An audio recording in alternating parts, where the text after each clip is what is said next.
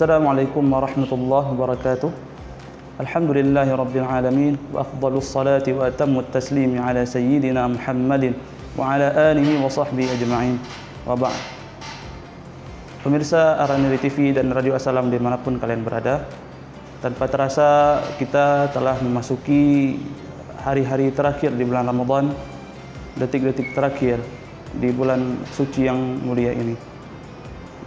Maka Rasulullah SAW sendiri sangat memuliakan 10 hari terakhir ini, begitu pula dengan sahabat-sahabatnya dan para tabi'in kemudian, dan juga para wali-wali Allah seluruhnya. Mengapa demikian? Rasulullah SAW dikisahkan oleh ibunda kita Sayyidah Aisyah radhiyallahu taala anha, beliau ketika memasuki 10 terakhir di bulan Ramadan, beliau syadda mi'zarah, itu mengencangkan ikat pinggangnya, yang maknanya adalah beliau menjauhi segala aktivitas-aktivitas keduniaan, baik itu dalam berhubungan dengan istri-istrinya ataupun dengan aktivitas yang lain. Nah, juga beliau ahya lailah, menghidupkan malam-malam 10 terakhir Ramadan.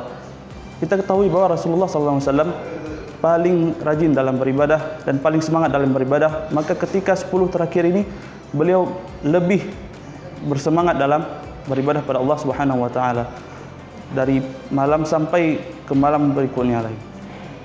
Dan juga beliau mendorong para keluarganya, para istri-istrinya untuk ikut beribadah pada malam 10 terakhir Ramadan ini.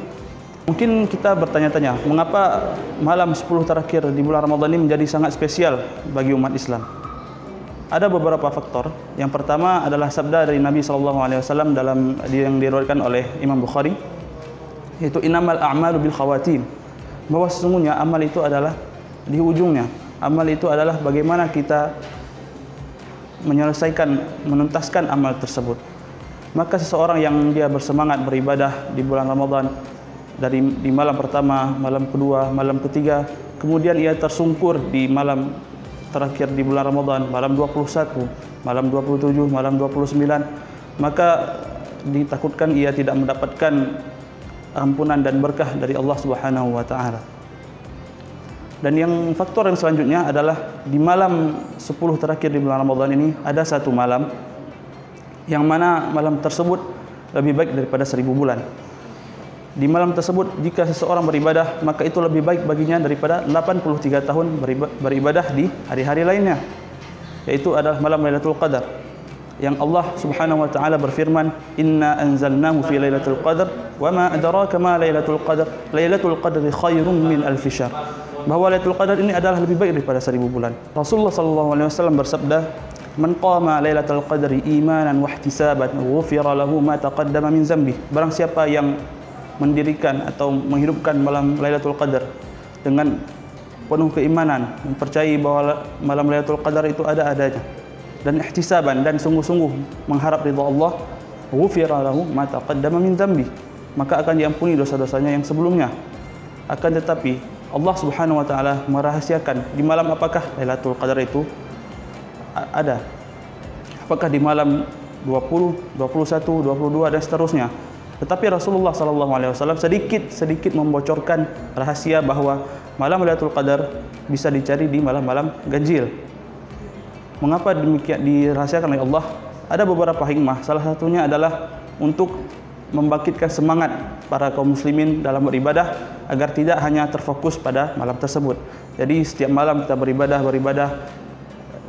Siapa yang tahu pada malam tertentu kita akan mendapatkan Lailatul Qadar tersebut, maka insyaallah kita akan mendapatkan ampunan dan berkah dari Allah Subhanahu wa taala. Dan bagaimana cara kita menghidupkan Lailatul Qadar? Ada beberapa amalan yang sangat dianjurkan untuk kita lakukan. Yang pertama adalah qiyamul lail, yaitu salat malam.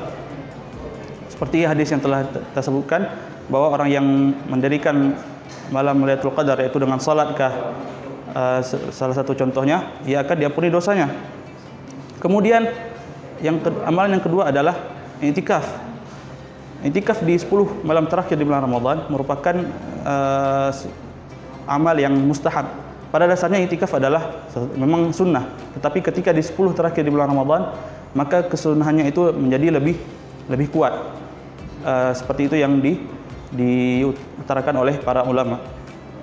Barangkali ketika kita beriktikaf, kita sedang membaca Al-Quran kah, kita sedang berzikir kah, kita sedang bertafakur kah, bisa jadi di malam itu kita akan mendapatkan Lailatul Qadar, dan insyaallah kita akan mendapatkan ampunan Allah Subhanahu wa taala. Dan yang kemudian ada salah satu riwayat dalam hadis, Sayyidah Aisyah bertanya pada Rasulullah, "Wahai Rasulullah, bagaimana jika saya mengetahui bahwa malam ini adalah Lailatul Qadar? Apa yang saya ucapkan?" Maka Rasulullah menjawab, "Ucapkanlah Allahumma innaka afun tuhibbul afwa fa'fu anni." Ya Allah, sesungguhnya Engkau Maha Pengampun dan Engkau sangat mencintai pengampunan, maka ampunkanlah kami. Itu yang diriwayatkan oleh Sayyidah Aisyah radhiyallahu taala anha. Maka demikianlah para sahabat-sahabat sekalian, mudah-mudahan di akhir-akhir, di detik-detik terakhir bulan Ramadan ini kita menjadi lebih semangat dalam beribadah, karena sesungguhnya untuk mendapatkan rahmat dan keampunan Allah kita harus lebih setiap harinya, setiap waktunya lebih meningkat intensitas amalan kita. Karena Rasulullah SAW juga pernah di suatu ketika beliau menaiki mimbar, beliau mengucapkan amin, amin, amin sampai 3 kali. Kemudian sahabat bertanya, "Ya Rasulullah, kami melihat engkau mengucapkan amin ketika menaiki mimbar. Ada apa kegerangan?" Salah satunya Rasulullah SAW mengatakan, "Jibril datang kepadaku dan mengatakan, sungguh celaka orang yang melewati bulan Ramadan, kemudian ia tidak mendapatkan ampunan Allah Subhanahu wa taala." Semoga kita bukan menjadi salah satu orang yang celaka yang disebutkan oleh Rasulullah SAW, dan semoga kita diberikan taufik oleh Allah untuk selalu bersemangat dalam beribadah di bulan Ramadan ini sampai penghujung bulan Ramadan, atau bahkan sampai Ramadan berikutnya ketika jika Allah mengizinkan kita untuk berjumpa dengan Ramadan berikutnya. Hadanallahu wa iyyakum ajma'in. Assalamualaikum warahmatullahi wabarakatuh.